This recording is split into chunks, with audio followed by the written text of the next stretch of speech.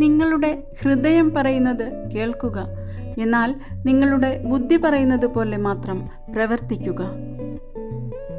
ഇഷ്ടമില്ലെങ്കിലും ചിലർ നിങ്ങളെ വിട്ടുപോകാത്തതിന് കാരണം അവരുടെ സൽപ്പേര് ഉയർത്തിക്കാട്ടുവാനുള്ള ഒരു താരതമ്യമായി നിങ്ങളെ കണക്കാക്കുന്നത് കൊണ്ടാണ്. ഉള്ളിൽ വൈരാഗ്യം വെച്ചുകൊണ്ട് പുറമേ ചിരിച്ചു കാണിക്കുന്നവനേക്കാൾ വിശ്വാസയോഗ്യനാണ് നേർക്കുനേരെ വന്നു നിന്ന് പോരിടുന്ന ശത്രു.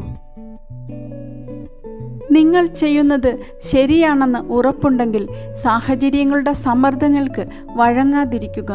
നിങ്ങളുടെ സത്യങ്ങൾ തെളിയിക്കുവാൻ കാലം ഒരവസരം നിങ്ങൾക്കായി കാത്തുവച്ചിട്ടുണ്ട്. നിങ്ങളോട് യാചിക്കുന്നവൻ്റെ മുൻപിൽ അഹങ്കരിക്കരുത്. അഹങ്കരിക്കുന്ന ഒരുവനോട് ഒരിക്കലും യാചിക്കുകയും അരുത്. ആളുകളുടെ ചെറിയ തെറ്റുകൾക്കെല്ലാം നിങ്ങൾ അവരെ വിട്ടകന്നാൽ പിന്നെ നിങ്ങളെന്നും തനിച്ചായി പോകും.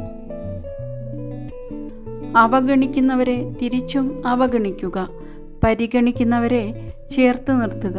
സമാധാനത്തോടെ ജീവിക്കുക. ജീവിതത്തിൽ നമ്മളെ എല്ലായ്പ്പോഴും കുറ്റപ്പെടുത്തുന്നവർക്ക് മുൻപിൽ ശരികൾ വിശദീകരിക്കേണ്ട ആവശ്യമില്ല. കാരണം ആ ശരികൾക്ക് മുൻപിലും അവർ കുറ്റം കണ്ടെത്തും. നമ്മുടെ ചെറിയ തെറ്റുകൾ മറ്റൊരാളുടെ ജീവിതത്തിൽ വലിയ ആഘാതങ്ങൾ സൃഷ്ടിച്ചേക്കാം. തെറ്റുകളെ ഒരിക്കലും ചെറുതായി കാണരുത്. നന്നായി ആലോചിച്ചതിന് ശേഷം മാത്രം സംസാരിക്കാൻ തുടങ്ങുകയാണെങ്കിൽ ഒരിടത്തും നിങ്ങൾക്ക് അപമാനപ്പെടേണ്ടി വരില്ല.